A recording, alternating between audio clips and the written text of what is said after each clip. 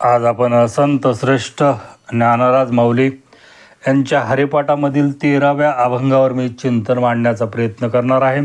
समाधी हरीची समसुखे विन न साधेल जाण द्वैत बुद्धी, बुद्धीचे वैभव अन्य नाही तुझे. एका केशवराजे सकळ सिद्धी, रुद्धी सिद्धी निधी अवधीच उपाधी. जब त्या परमानंदी मन नाही, ज्ञानदेवी रम्य रमले समाधान. हरीचे चिंतन सर्व काळ, हरिमुखे मना पुण्याची गणना कोण करे. प्रथम मी संत श्रेष्ठ ज्ञानराज माऊली यांच्या चरणी साष्टांग दंडवत घालतो. संत श्रेष्ठ निवृत्तीनाथ महाराज, संत श्रेष्ठ सोपानदेव महाराज, संत श्रेष्ठ मुक्ताबाई आईसाहेब या चारही भावंडाच्या चरणी साष्टांग दंडवत घालून पांडुरंग परमात्मा जगद्गुरु तुकोबाराय यांच्या चरणी साष्टांग दंडवत घालून माझ्या या निरूपणाला सुरुवात करतो. माऊली अभंगाच्या पहिल्या चरणामध्ये म्हणतात, समाधी हरीची समसुखे बिन न साधेल जाण द्वैत बुद्धी. आता माऊली सांगतात की समाधी हरीची आणि समसुखे बिन. आता हरीची समाधी वेगळी असते आणि आपली समाधी वेगळी असते किंवा योग्याची समाधी वेगळी असते, असं आहे का? असं कधीच नाही. कारण कुणालाही त्याच्या जीवनामध्ये जो समाधी अवस्थेला जो महात्मा त्याच्या जीवनामध्ये प्राप्त झालेला आहे, कारण समाधी ही योग साधनेमधली 8वी पायरी आहे, शेवटची स्टेप आहे, जिथं बुद्धी मन काहीच राहत नाही. कारण मनाच्या बुद्धीच्या पलीकडची अवस्था आहे समाधी म्हणजे. तिथं द्वैत नाही, अद्वैत नाही, भेदाभेद राहत नाही, आकारसुद्धा राहत नाही. जो समाधी करणारा लावणारा महात्मा आहे तोच त्याच्या जीवनामध्ये त्याच्या स्वरूपामध्ये स्थिर झालेला असतो, लीन झालेला असतो. म्हणून माऊली म्हणतात समाधी हरीची समसुखे विन. कारण तिथं सुख जे आहे ना, तिथं सम आणि विषम तिथं काहीच नाही. कारण तोच महात्मा त्याच्या जीवनामध्ये स्वतःच्या स्वरूपामध्ये स्थिर झालेला असल्यामुळे तोच त्या भगवंत स्वरूपाला त्याच्या जीवनामध्ये प्राप्त झालेला असतो.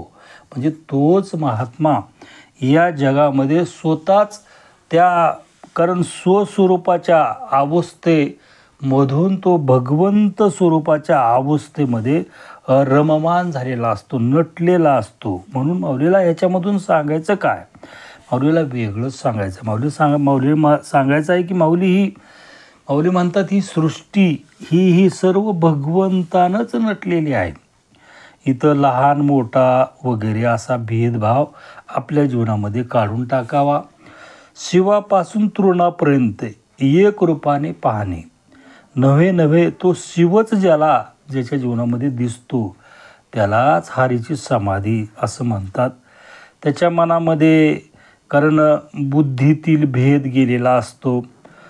कारण तो सर्व विश्वच शिवरूप त्याच्या जीवनामध्ये पाहत असतो साऱ्या. कारण विश्वामध्ये त्याला समच दिसतं. सम म्हणजे एकसारखं, वेगळं त्याच्या जीवनामध्ये त्याला दिसतच नाही. कारण त्याच्या आत्मस्वरूपामध्ये स्थिर झालेला महात्मा त्याच्या जीवनामध्ये भेदात्मक बुद्धी नसतेच. कारण द्वैत बी नसतं आणि भेदात्मक बुद्धीही त्याच्या जीवनामध्ये नसतं. द्वैत अद्वैत काहीच नसतं त्याच्या जीवनामध्ये. भजन कीर्तन पूजा पाठ हे करण्याची काहीच गरज नाही. म्हणून माऊली सांगतात समाधी हरीची समसुखे विन. कारण ते जे समाधी अवस्थेमध्ये जे सम पाहतो म्हणजे सारखंच पाहतो. त्याच्यामध्ये त्याला तो स्वतःचं स्वरूप या विश्वामध्ये नटलेलं आहे, याच रूपाने त्याच्या जीवनामध्ये समान त्याच्या जीवनामध्ये पाहत असतो. तिथं दुसरं सुख, कारण समसुखे विन, तिथं दुसरं सुख नाहीच काही. कारण त्याचं स्वतःच्या स्वरूपाचं सुख त्याच्या जीवनामध्ये पाहत असतो. न साधेल जाण, हे जर साधता आलं नाही तर तिथं तुमच्या जीवनामध्ये काय मग द्वैत बुद्धी. एकदा जर तुमची बुद्धीमध्ये द्वैत असेल तर मग तुम्हाला ही समाधीची अवस्था तुमच्या जीवनामध्ये प्राप्त करून घेता येणार नाही. माऊली सांगतात की तुम्हाला ही योग साधनेमधली साधना करण्यापेक्षा तुम्हाला सरळ मार्गानं तुम्ही तुमच्या जीवनामध्ये, कारण तुम्ही स्वतःलाच मी अहम ब्रह्मास्मी, मीच ब्रह्म आहे, या आत्मबोधावर तुमच्या जीवनामध्ये आरूढ होऊन नित्य नेम कर्म करावं, वाट्याला आलेलं कर्म करावं. मात्र कर्म करीत असताना कसं करावं, कारण भगवद्गीतेमध्ये भगवंतानं सांगितलं की निष्काम कर्म करावं, कसलीच कर्मामध्ये अपेक्षा न ठेवता करावं. हेच माऊलीला बी सांगायचं आहे. कारण तुमच्या बुद्धीमध्ये भेद गेला आणि कारण तुम्हाला द्वैत या जगामध्ये दिसत नाही आणि आत्मस्वरूपामध्ये स्थिर झाल्यानंतर तुम्हाला समसमानच दिसणार, कारण तिथं वेगळं तुमच्या जीवनामध्ये काही दिसत नाही. मात्र त्याच्यासाठी तुमची ही द्वैत बुद्धी काढून टाकावी लागते, असं माऊली अभंगाच्या पहिल्या चरणामध्ये सांगतात. अभंगाच्या दुसऱ्या चरणामध्ये माऊली म्हणतात, बुद्धीचे वैभव अन्य नाही तुझे, एका केशवराज सकळ सिद्धी. कारण बुद्धीचं वैभव आपल्या जीवनामध्ये पाहता आलं पाहिजे, कारण बुद्धी सामान्य नाही आपल्या जीवनामध्ये, म्हणून तिचं वैभव आपल्या जीवनामध्ये कळालं पाहिजे. कारण बुद्धीचं वैभव अन्य नाही तुझे, एका केशवराज सकळ सिद्धी. केशवराजाला नाही, सर्व सिद्धी तुमच्या जीवनामध्ये त्या बुद्धीच्या वैभवाने पाहता येतात. पण कोणती बुद्धी लागेल, कारण बुद्धीचेही प्रकार आहेत. म्हणून माऊली म्हणतात, तैसा राजभोग समृद्धी, उजवीन नभे जीव बुद्धी, येथे जिवाळा कृपानिधी, कारुण्य तुझे. आता ज्याची बुद्धी राजवैभवाच्या सुखाला लालचावलेली आहे, म्हणजे आपल्याला राजवैभव, कारण विषयाचं सुखाला आपली बुद्धी जर लालचावलेली असेल, मग ती बुद्धी तुमच्या जीवनामध्ये निष्काम कर्म करेल का? ती बुद्धी तुमच्या जीवनामध्ये स्वस्वरूपामध्ये भगवंत स्वरूपामध्ये लीन होईल का? ती बुद्धी कधीही तुमच्या जीवनामध्ये स्वस्वरूपामध्ये आणि त्या भगवंत स्वरूपाची प्राप्ती करून देणार नाही. म्हणून बुद्धीचे वैभव तुम्हाला तुमच्या जीवनामध्ये बुद्धीचं पाहिजे असेल तर एका केशवराज सकळ सिद्धी, त्या केशवराजाला तर तुमच्या जीवनामध्ये प्राप्त करून घेता येतच. या जगामधल्या सर्व सिद्धीही तुमच्या जीवनामध्ये प्राप्त करून घेता येतात. मात्र कोणती बुद्धी लागते, कसली बुद्धी लागते, त्याच्याबद्दल माऊली ज्ञानेश्वरीमध्ये म्हणतात, तिया परी जे सुबुद्धी, आपुलाली या निर्वधी, हा असताची उपाधी, आकळू न सके. माऊली सांगतात, जो मनुष्य त्याच्या जीवनामध्ये अनासक्त बुद्धीने मनामधील कोणतीच लोभाची इच्छा धरून तो कर्म करीत नाही, त्याच्या बुद्धीला सुबुद्धी असं म्हणतात. आता तोच मनुष्य म्हणून म्हटलं की निष्काम कर्म भगवद्गीतेचा सिद्धांत आहे. आपण कर्म करीत असताना निष्काम कर्म करावं, कारण कोणतीच लालसा आसक्त होऊन आपल्या जीवनामध्ये कर्म करावं. झालेलं कर्म भगवंताला अर्पण करावं. कारण बुद्धीचे वैभव आपल्याला पाहायचं असेल तर बुद्धीचे वैभव अन्य नाही तुझे, एका केशवराजे सकळ सिद्धी. केशवराजाला तर प्राप्त करता येतच, सर्व सिद्धी आपल्या जीवनामध्ये प्राप्त करून घेता येतात. मात्र तुमच्या जीवनामध्ये सुबुद्धी ही तुमच्या जीवनामध्ये असली पाहिजे, असं माऊली अभंगाच्या दुसऱ्या चरणामध्ये सांगतात. अभंगाच्या तिसऱ्या चरणामध्ये माऊली म्हणतात, रुद्धी सिद्धी निधी अवधी चौपादी, जवत्या परमानंदी मन नाही. आता रुद्धी सिद्धी निधी म्हणजे काय? आता रुद्धी सिद्धीला गणपतीच्या पत्न्याही मानलेला आहे. पण आपल्या जीवनामध्ये ही रुद्धी सिद्धी ही जी आहे, खरे तर महत्त्वाची आपल्या जीवनामध्ये सुबुद्धी असणं, सुबुद्धीचा मनुष्य असणं, त्याच्या जीवनामध्ये सुबुद्धी आपल्या जीवनामध्ये प्राप्त होणं, हे अत्यंत महत्त्वाची गोष्ट माऊलीने या हरिपाठाच्या 13व्या अभंगामध्ये सांगितलेले आहे. याच्यावर मी एक उदाहरण देतो, म्हणजे तुम्हाला ते थोडं लक्षात येईल. स्तुती हा प्रत्येकाला आवडणारा शब्द आहे. तुमची स्तुती केली की तुम्ही तुमच्या जीवनामध्ये फुगता. माझी स्तुती केली की किती सुंदर निरूपण मांडलं म्हणलं की मी माझ्या जीवनामध्ये फुगतो.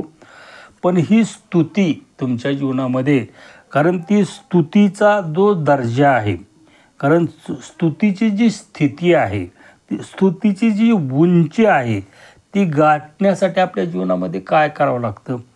अख्खा आयुष्य खर्च करावा लागतो. अनेक गोष्टीची तडजोड करावी लागते. अथांग परिश्रम आपल्या जीवनामध्ये करावा लागतो. अनेक गोष्टीचा त्याग करावा लागतो. त्यावेळेस तुमच्या जीवनामध्ये त्या स्तुतीला तुम्ही ॲक्च्युअली प्राप्त होता. हे तुमच्या जीवनामध्ये निश्चित स्तुती करून मी तुमची स्तुती करायची, तुम्ही माझी स्तुती करायची, ह्या स्तुतीला या जगामध्ये काहीच किंमत नाही. म्हणून वृद्धी, सिद्धी, निधी ह्या सर्व तुमच्या जीवनामध्ये कसे आहेत? उपाध्याच आहेत. जर तुमच्या जीवनामध्ये सुबुद्धी जर निर्माण झाली, सुबुद्धीनं तुमच्या जीवनामध्ये जर कर्म केलं, निष्काम कर्म केलं, असक्तपणाने तुमच्या जीवनामध्ये कर्म केलं, कोणत्याही लोभाची, कोणत्याही मनामध्ये इच्छा धरून सर्व भगवंताची आज्ञा किंवा भगवंतच माझ्याकडून कर्म करून घेतो, याच भावानं तुमच्या जीवनामध्ये जर कर्म करीत गेलात, तर मग ही वृद्धी, सिद्धी, निधी ही सर्व तुमच्या जीवनामध्ये उपाध्या आहेत. ह्या उपाध्यानं तुमच्या जीवनामध्ये काय होईल? मी म्हटलं की आता तुमची स्तुती केली की फुकता. आजकाल महाराज लोक तर आमच्या जीवनामध्ये, कारण त्या कीर्तन ज्यानं दिलं त्याचंच अर्धा तास स्तुती करतात, त्या गावाची स्तुती करतात. तिथं जमलेले आमच्यासारखे टाळकळी माळकरी म्हणतात, असले गायक माझ्या जीवनामध्ये मिळालेलेच नाहीत. आम्ही बी आमच्या जीवनामध्ये फुकतो, महाराजही फुकतो. ही स्तुती, ह्या स्तुतीला काय महत्त्व आहे का? कारण ती स्तुतीला तुमच्या जीवनामध्ये प्राप्त होण्यासाठी अख्खं आयुष्य खर्च करावं लागतं, अथांग परिश्रम घ्यावे लागतात. ही कागदावरली स्तुती किंवा तोंडानं बोललेल्या स्तुतीला तुमच्या जीवनामध्ये त्याच्यामुळं उपाध्याच वाढतात. आणि ह्या उपाध्यामुळं तुमच्या जीवनामध्ये त्या परमानंदामध्ये कधी मन लागल? जवळ त्या परमानंदी मन आहे. मन कुठं लागणार? लोकांनं स्तुतीच करावी, लोकांनं, कारण तुमचं मग विषय वासनेमध्ये, मोठेपणामध्ये, मोठा महाराज आहे, मोठी कथा आहे, मोठे हारा आणलेले आहेत, मोठे मोठे लोक आलेले आहेत, मंत्री लोक यावे, त्यांनी तुमच्या जीवनामध्ये, कारण तुमचा आदर सत्कार करावा, म्हणजे तर्क वितर्क आपल्या जीवनामध्ये ह्या उपाधीमुळं वाढतात. आणि उपाधी एकदा वाढल्यानंतर त्या परमानंदामध्ये किंवा त्या आपल्या आत्मस्वरूपामध्ये मन कधीच लागत नाही. मन नाही तुमच्या जीवनामध्ये लागलं, इंद्रिय तुमच्या जीवनामध्ये मोकाट सुटले, मग ते विशेष सुखाकडंच धाव घेत असतात. म्हणून ही वृद्धी, सिद्धी, निधी ही अवघीच उपाध्या आहेत. त्याच्यामध्ये जवळ त्या परमानंदी मन नाही. मन फक्त त्या परमानंदामध्ये लावावं. ह्या वृद्धी, सिद्धी, निधी म्हणजे धनामध्ये आपल्या जीवनामध्ये मन लावू नये, असं माऊली अभंगाच्या 3ऱ्या चरणामध्ये सांगतात.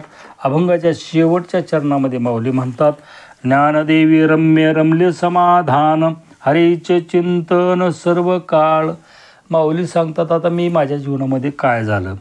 ज्ञानदेवी रम्य रमले समाधान, हरीचे चिंतन सर्व काळ. आता मी माझ्या जीवनामध्ये माझ्या स्वस्वरूपामध्येच रममान झालेलो आहो. आणि त्या रममान झाला असल्यामुळे माझ्या जीवनामध्ये, कारण आता समाधान किती आहे याचं वर्णन करता येत नाही. हरीचे चिंतन सर्व काळ, आता मीच हरी झालेलो आहे माझ्या जीवनामध्ये, आणि मी माझंच चिंतन माझ्या जीवनामध्ये करीत आहे, असं माऊली त्यांच्या जीवनामध्ये या हरिपाठामधून सांगतात. माझ्या बुद्धिमत्तेप्रमाणे, माझ्या ज्ञानाप्रमाणे या हरिपाठावर निरूपण मांडण्याचा प्रयत्न केला. झालेलं निरूपण या चारही भावंडाच्या चरणी शब्दरूपी भावपुष्प अर्पण करून, जगद्गुरु तुकोबाराय पांडुरंग परमात्मा, तुम्ही सर्व प्रिय आत्मा, तुमच्याही चरणी हे शब्दरूपी भावपुष्प अर्पण करून माझ्या अल्पशा सेवेला पूर्णविराम. तुकाराम तुकाराम तुकाराम तुकाराम. बोला पुंडरी गौरदेव हरी विठ्ठल श्री ज्ञानदेव तुकाराम.